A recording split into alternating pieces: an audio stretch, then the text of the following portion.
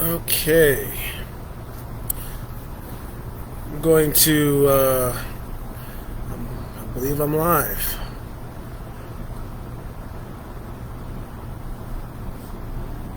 So I'm going to give everybody a chance to check out the stream and I'm going to get into it. It's a beautiful day out here in California, and we got some stuff to talk about. I think you guys have seen the post, and I've seen some familiar faces respond to it, and thanks for continuing to engage.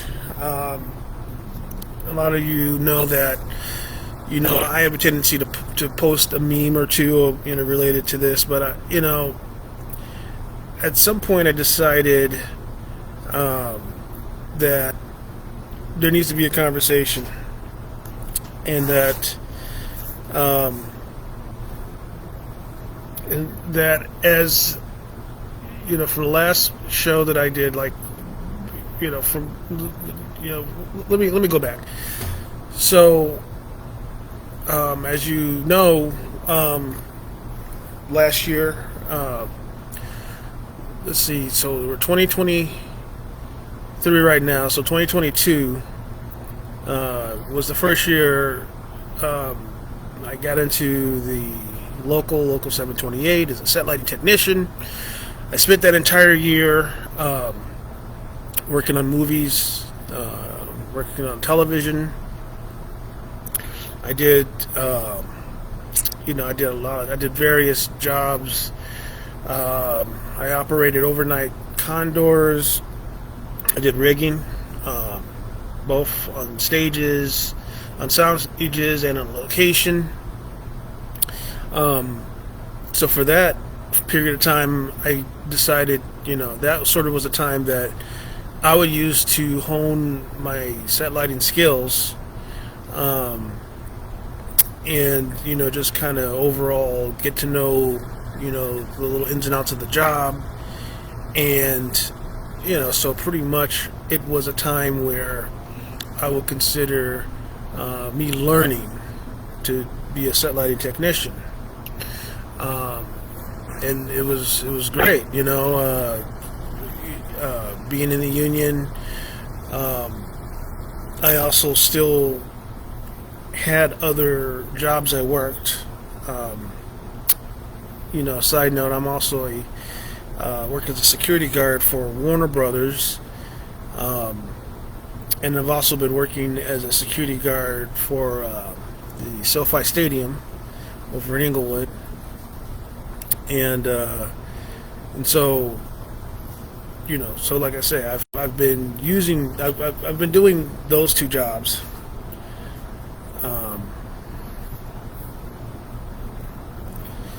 Let's see if our connection.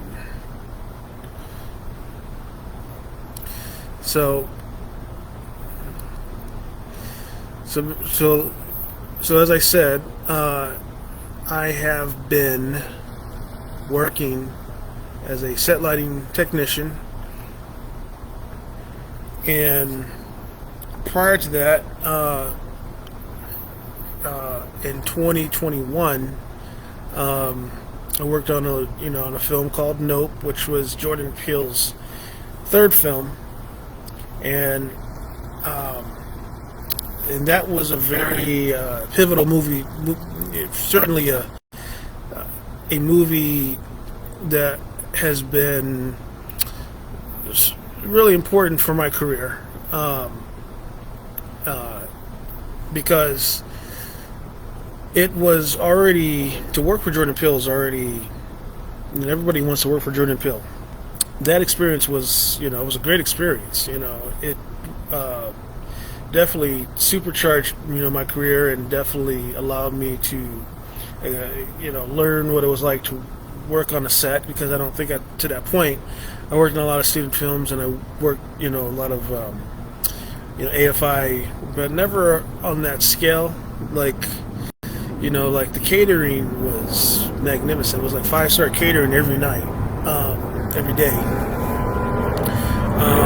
and everybody has a plane flying overhead. I'm gonna pause for a second, let a plane fly over.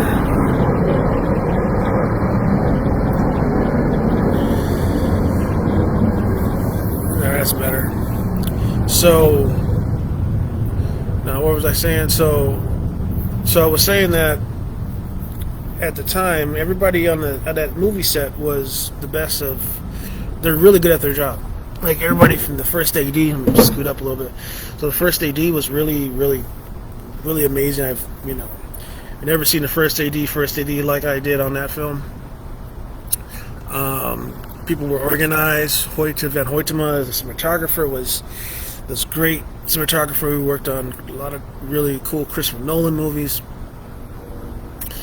The whole crew was really, really good. They were very friendly.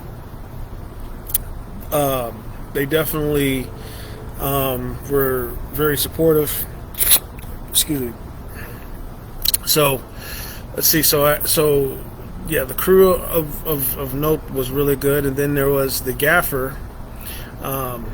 If some of you don't know what a gaffer is, he's the chief lighting technician. He's a guy who sort of makes the decisions, as far as like how power is ran, and he works with the director of photography in creating the overall look of the movie. So in this case, it was the DP was Adam Chambers. Adam is a very interesting guy. He was, very knowledgeable, been in the business for years, and taught, and it was kind of like another plane. I'll pause. It's like production where you hold for plane.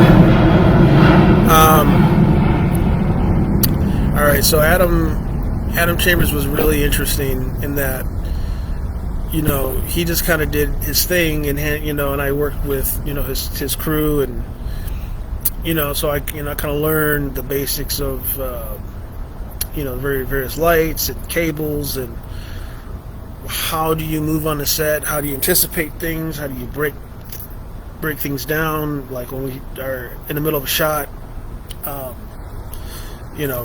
how do you function, and what is considered, like waste, what is wasting time versus like being efficient.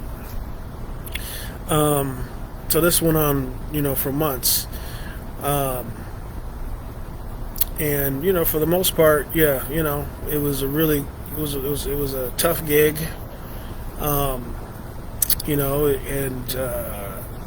ended up becoming my first credit on a movie. It was an IMAX movie, and we went to the premiere, and I bought an expensive suit. We did the red carpet, and it was great. It was like I didn't think, I really wasn't going to.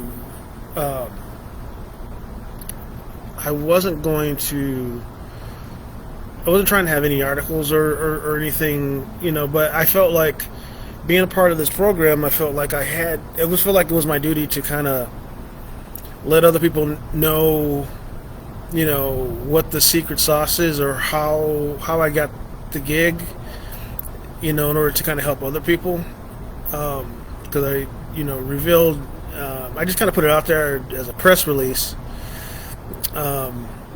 with, it was actually the brainchild of Deanna Smiley to do a press release, basically talking about my journey in Hollywood.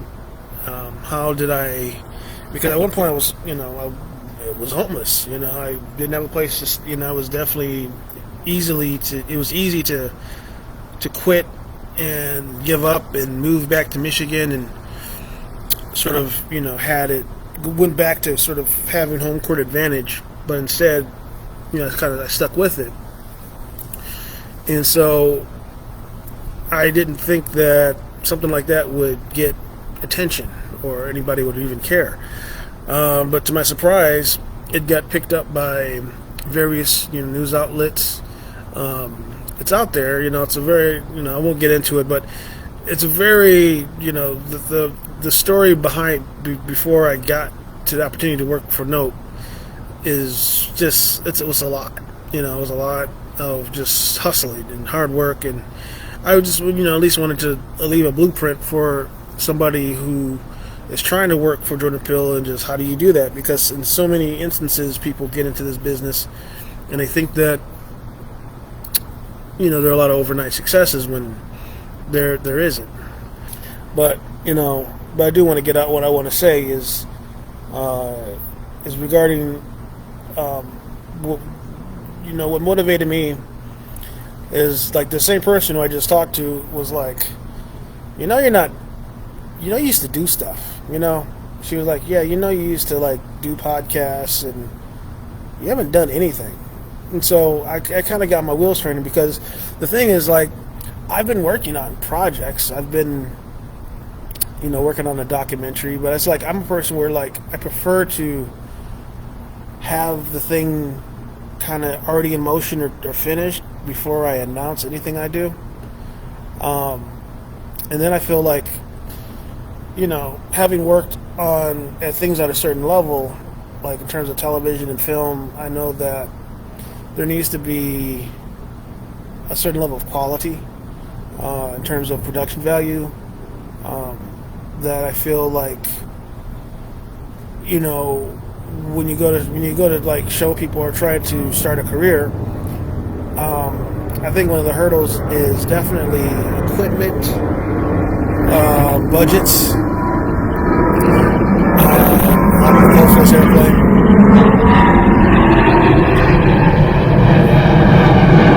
Airplane. So I think part of the main thing for production is you got to have budgets. You got to have a quality, because everything you put out is sort of a reflection of you. So you really want to cross your I's and dot your T's. The lighting's got to be good. The story's got to be tight. The editing's got to be tight. There's so many things. To this business, before but I think where I kind of fell into is like, this industry is, I know is hyper competitive, so you have to, it's easy to get into a part where you're concerned about what people think, everything you do, everything you say, everything you put out, you have to think how it's going to react, what reaction you're going to get. Because I think what Deanna was trying to tell me is that because some of these people, well, frankly, on my live are people I've worked with, and that you don't want to seem like you're tripping over your shoes. You don't want to seem like you're not exactly. You give people second thoughts about whether or not they want to work with you or not work with you. And I think, for the longest, I definitely, don't get it twisted, I care, but, at the same time, as being a creative person, you kind of have to not care. But again, but I do realize what, she was tapping me on my shoulder and telling me is that, you might want to get your thoughts together a little bit better before you go on live, and, and potentially offend people or say something that maybe you didn't mean to say. But, some of the things, I definitely, I will say I feel you. I feel exactly what you're saying. But anyway, so back to my original thing. In my description, I was saying the conversation needs to be had because, so right now we're in a strike, and a lot of people in my union at this point have not worked, and, the AMPTP or whatever is saying they're going to wait and hold out until people lose their homes and apartments, and, and then at that point they'll consider coming to negotiation or something. And, I can tell you that definitely that's been happening, way before I even called it. You know, like one of the strategies of Napoleon uses, he would try to starve. He would cut off the supply chains to starve out the soldiers, his enemy. So when they couldn't, by cutting off the supply chains, so the enemy that they didn't have food and they were weak, and then he would attack them, which is the strategy that I feel is being used. Is by trying to drag out this whole strike and put people into a weakened state. By putting people into a weakened state to try to starve them out, to try to get them to bend to their will, is the strategy that they're trying to do. And how I feel about that is I put in there in the description, as a person from Detroit, we're kind of used to working with very little, working whatever job you can, or whatever you can do to put money on the table. I mean, to put food on the table. Now, I've been blessed to have other types of skills, and I've been sure as hell using those skills, because I definitely would like to see things get back to how they were, when we're in production. Ultimately, my goal is not to just stay a set lighting technician, but I also want to direct. And I feel that I think people are doing a lot of soul searching at this point as to, should they stay in Los Angeles? Should they continue to pay whatever the rent is? I'm sure the rent is very high. Is it worth it? Well, I will say that yes, it is worth it when things are on point, because all the connections are in LA. But I think what's happening is sort of they want to try to. I think they're definitely trying to. Hold for this airplane. There's an airplane. I don't know if you guys can hear it, but there's an airplane flying overhead. But so I think what it is they're trying to break the union. They're trying to, get us to accept, a deal that isn't right. The AI thing. And like people seem to be scared of AI. I'm not. I look at AI as a tool. Some of my earliest experiments, I used AI to create some pictures. I created some posters using various, genres, and I was actually really impressed with the results. But AI, like anything, is a tool. You use it for what you use it for. Like, this is the thing I've been thinking about. Like, when you look at AI, you look at a time when there were horse and buggies, and then we made it. Then there was the automobile, right? So we transitioned from horse and buggy to automobile.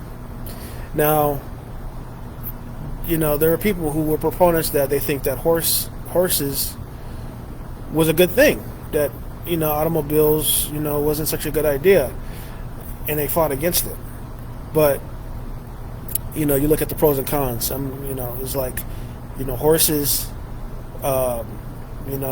were disgusting. They dropped a lot of manure. You had to hire somebody to shovel the horse shit off the roads. You had an entire industry of people who were responsible for taking care of horses. People who were vets, and people who did horseshoes, and so you had an entire industry. But horses, can only do 25 miles a day or something like that. Then there comes the automobile, and automobiles were expensive, but the automobile was, you didn't have, the horses would drop dead. there would be dead horses in the middle of the street. Somebody had to remove the horse. There was and then of course animal abuse and stuff like that, and it was just, the point I'm making is that the invention of the automobile was embraced, even though it destroyed the horse industry, the industry that would take care, that was involved in maintaining a horse. So I feel that you can't stop the advance of technology, but what I feel is that AI still is in its infancy, but I feel that it's a tool. I think like any tool, like for example, fire. Fire, in the wrong, fire used wrong could burn your house down. But if you use fire in a controlled situation, you can heat your house and you can light your house. Basically, what I'm saying is yes, that's what obviously what they're striking is for regulation against this thing. But I feel that outright being fearful of it, I don't think is realistic. Let's see, I got a message from Nate. He says, "Hey buddy, been thinking about you since the strike started." Okay, yeah, right back at you, bro. So like I say, technology will always advance. From the horse to the automobile, from the discovery of fire and how we use fire. The AI is just another thing that will ultimately be integrated into our lives. At I believe it already is. People have been using, even like when you call customer service, and you hear the thing with the options, and you have to, and they say like, do you prefer this option, that option, and you have to say it as opposed to punching on your keypad. That's AI. It's already taking jobs. It's already changing. So what I'm saying is like, yeah, it's for sure it's changing how things will go. Let's see what D says, some would say that the powers that be are trying to burn the house down. That is true. Again, with the strike, they want to have it go extended, so that way by dragging it out, not only are they getting rid of contracts, like deals for, like the studios may have made a deal with a writer or an actor, and then mosquito, it's a fly, and they may have made a deal with an actor or a writer or whatever, but because they can like have a non-compete, like where if nothing is done, the deal goes away. So what I feel is like they're clearing their slates, and they're getting out of the deals that that they didn't want to begin with. They're ending contracts, with people that they don't want to work with, and so it's and I've seen it. I won't name any names, but I've noticed that their studios are taking a look, and they are letting certain people go, laying people off, people that they probably already didn't like, but now they have the sort of the excuse because there isn't anything being filmed or worked on right now where they can make changes that they feel will help them in the future.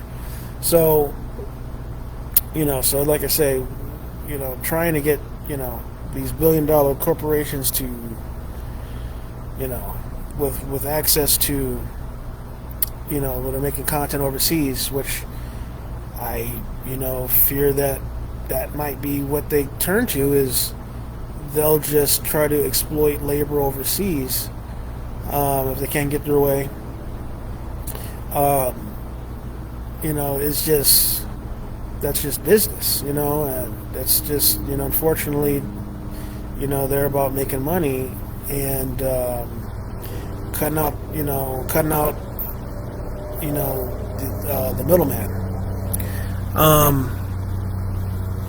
So yeah, so I definitely decided to do this at 5 p.m. So I know it's 8 o'clock over there on the East Coast.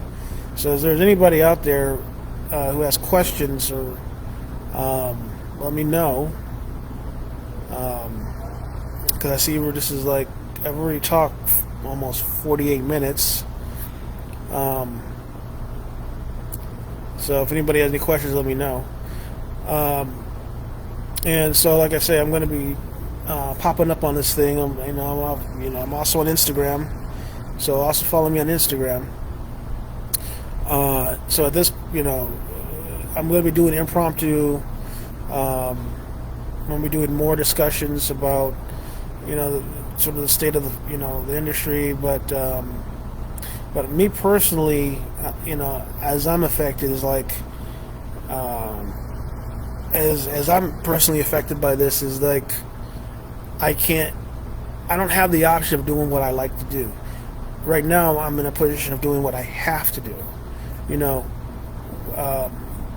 which is, I think, the position of so many people who work in the film industry. Is now everyone is kind of they're being pushed into doing to different careers, or having to leverage different skills. Gianna said the strike for actors is early, however, due to the writers strike. Below the line employees have been suffering. Please tell us who that affects. Okay, let's see.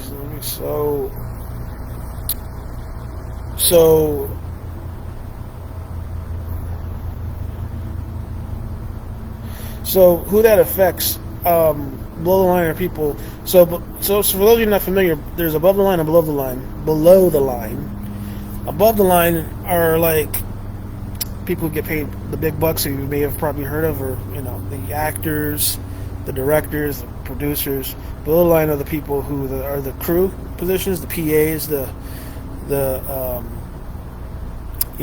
crew positions, not the gaffers, the set lighting technicians, the grips, the wardrobe, crafty, teamsters, people who move trailers and stuff, from set to set.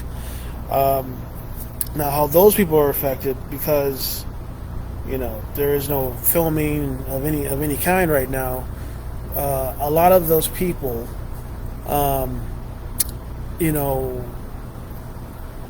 already come from a craft. Like, so if you're, a teamster, you have to become back to being a truck driver, or try to get, so basically you're kind of pushed into getting a non-union job. You go from doing a union job to doing a non-union job. I've taken up at this,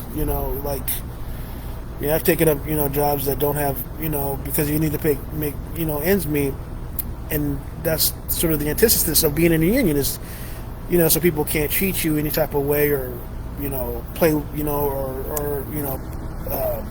play or pay you a wage that is not equal to the skill you bring. That's what I'll say.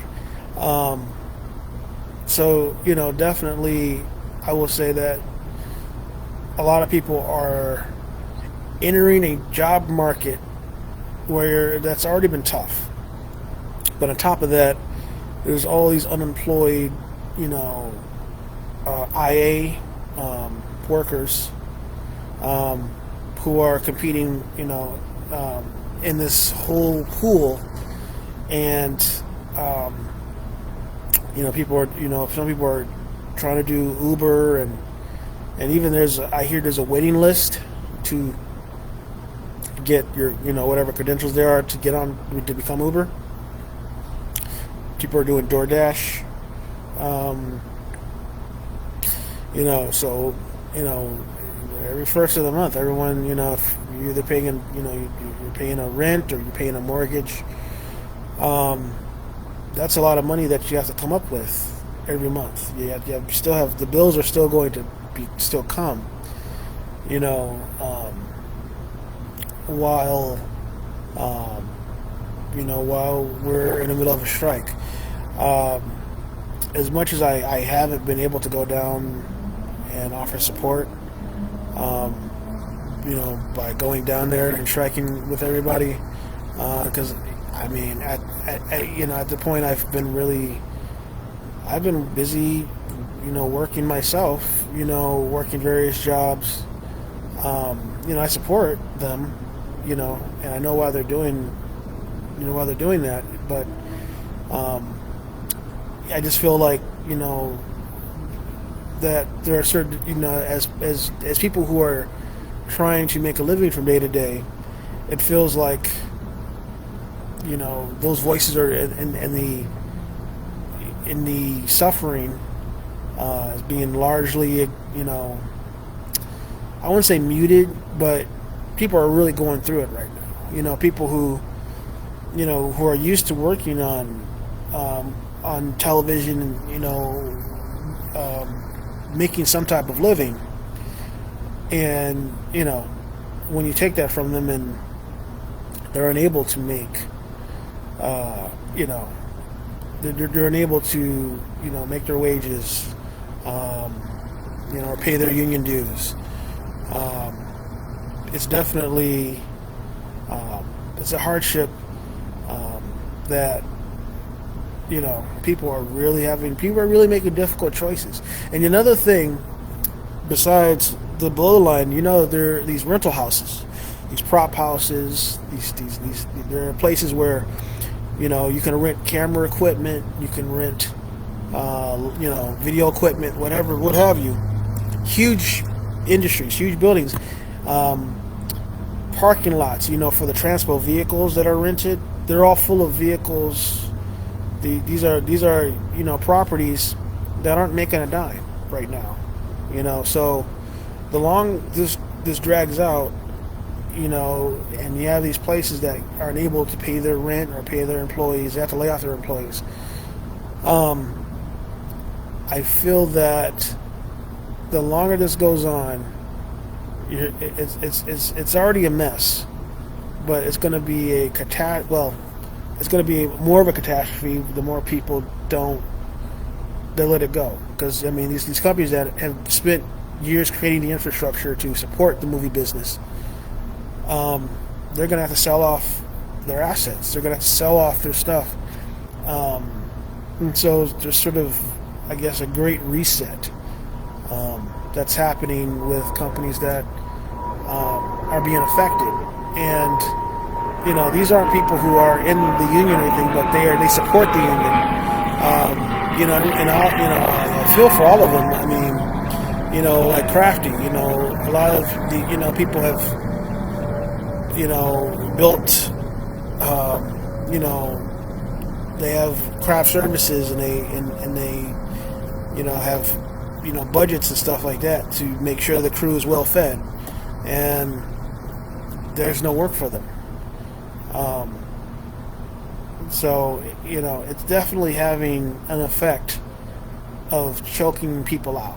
It's like financially, they're being financially choked out, and LA already has a really bad homeless problem, and I feel that it's going to get worse.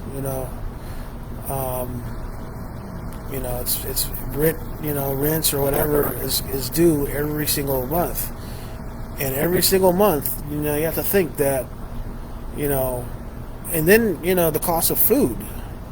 If you're not making, hair and makeup, hair and makeup, but the cost of food is crazy right now. The cost of food. I went grocery shopping and I just spent over $100 on food, and that people are really making tough decisions as to keeping their phone on versus eating. People are not making healthy decisions. They're going out and probably eating fast food because good food, the food we should be eating, is expensive. Fruits and vegetables, all that stuff is expensive. But all the crap, the dollar menus, the McDonald's, and all that shit is affordable. And as a person who's trying to make healthier decisions, it's like, it's really something. It's really tough and really hard to consider. When you're trying to continue to stay in LA or live here under these conditions. Yeah. So it's so we're at it's almost an hour that I've been speaking. So I'm going to go ahead and sign off. If anybody else has any questions, but I definitely say hurry up and listen to this broadcast, because it's gonna go away. There is some controversial things said, which is kind of like what I was aiming for, because I feel that I may have been doing podcasts, and I've would steer away from saying certain things about certain situations, about certain jobs that I've been in, even though like the NDAs is probably lapsed, but they're still like, yeah, but it can kind of come back and you could kind of piss somebody off, or you could say the truth about a situation, but you could probably still, it still might not set right, or you might have the impact of what you said was probably not intended. So I feel that. So yeah, to a certain degree, you have to be, cognizant. But part of the thing is, like I said, there needs to be a conversation. There are people suffering financially, and it's really fucked up. How things are going, and it's kind of like every man for himself at this point. And so anyways, I'm gonna sign off. These damn flies. I'm gonna sign off, and thanks for checking it out, and I'm sure I'll be back, and we'll continue the conversation. So thanks for checking me out. Peace.